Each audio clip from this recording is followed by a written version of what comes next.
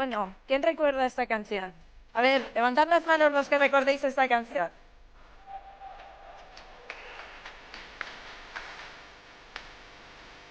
¿Alguno recuerda la letra?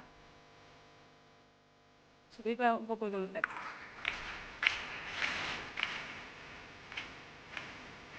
Bueno, básicamente, aquí hemos identificado a todos los Generación X de la sala. Esta es una canción que habla sobre coger trenes. Es una canción que obviamente habla sobre coger trenes y no habla sobre coger trenes, habla sobre oportunidades. Oportunidades que puedes aprovechar o que puedes no aprovechar. Normalmente cuando hablamos de canciones casi siempre esas oportunidades son pues una relación amorosa, un nuevo trabajo, mudarse a otro país o a otra ciudad. Y bueno, son todo cosas que te cambian la vida. Y hay pocas cosas que te cambien tanto la vida como tener un tratamiento para tu enfermedad. En Europa hay 30 millones de personas con una enfermedad rara y la mayoría de ellos no tienen ningún tipo de tratamiento. Y bueno, yo estaba pensando en todo esto de los trenes, las oportunidades, cuando me llamó hace unos meses un amigo muy disgustado porque a su hijo no le habían admitido en un ensayo clínico para una enfermedad rara. Y entonces pensé que tenía que aprovechar estos 10 minutos de Naucas pues, para contaros algunas cosas. Muchos de vosotros sabéis que los medicamentos tardan bastante tiempo en desarrollarse y tienen distintas etapas. Y durante esas etapas, bueno, hay unas que son la que es la investigación básica. Primero tenemos que saber qué es lo que está mal o dónde tenemos que actuar. Después de eso, después de muchos años de eso, tienes que hacer lo que son los estudios preclínicos. Hacemos experimentos, primero con células normalmente de pacientes, pues para ver si esos medicamentos funcionan o no.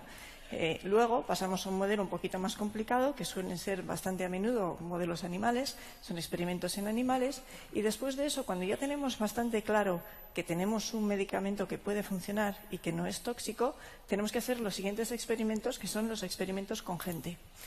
Y me habéis oído bien, porque un ensayo clínico es un experimento con gente, es otro experimento.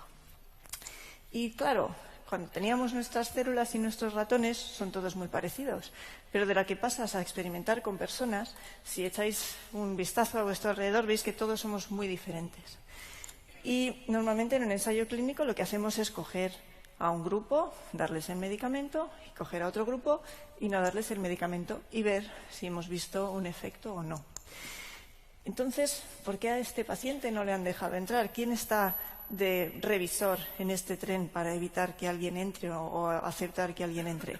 Bueno, en todos los ensayos hay algo que se llama criterios de inclusión y criterios de exclusión.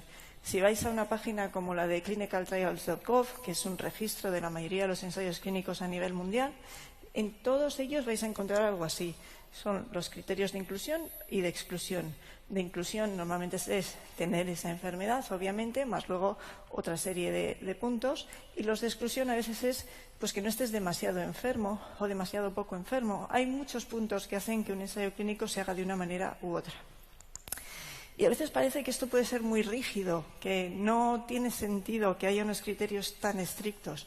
Pero en realidad eso es algo bastante importante. Vamos a ver un ejemplo. Por ejemplo, imaginemos que en toda esa población de pacientes vamos a medir algo que puede cambiar el crecimiento de estos dos grupos.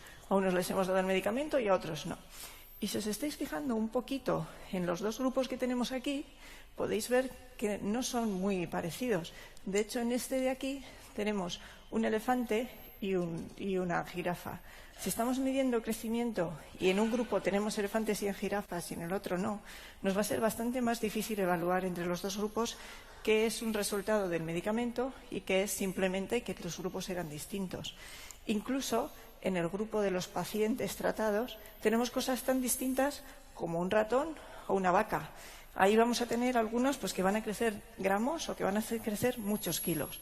Eso hace que sea muy complicado leer ese resultado de ese ensayo clínico, saber si ese medicamento funciona o no. Y entonces lo importante de estos criterios es intentar evitar el peor resultado que puede tener un ensayo clínico. Y el peor resultado de un ensayo clínico no es que el medicamento no funcione. Porque si sabemos que el medicamento no funciona, vamos otra vez a la pollata y buscamos otro. El peor resultado es, después de todo ese esfuerzo y ese tiempo, es no saber si el medicamento funciona o no funciona. Y eso sí que es una desgracia. Así que, normalmente, esto sucede en cualquier tipo de ensayo clínico. En las enfermedades comunes tenemos muchos más pacientes de los que elegir y es a veces más sencillo encontrar esos pacientes. Pero en una enfermedad rara, en la que ya por de sí hay poquitos pacientes con esta enfermedad, es todavía más importante. Y por eso tenemos que tener muchísimo... ¿Se me oye? No. Sí, vale.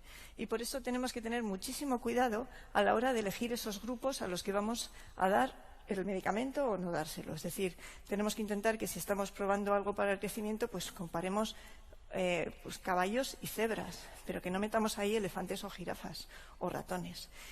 Incluso cuando lo hacemos súper bien, es muy difícil ajustar por todo porque todos somos súper distintos y a veces es verdad que se te puede colar un unicornio. Pero bueno, se intenta hacer las cosas lo mejor posible. ¿Qué puede hacer un paciente cuando se ha quedado ahí fuera?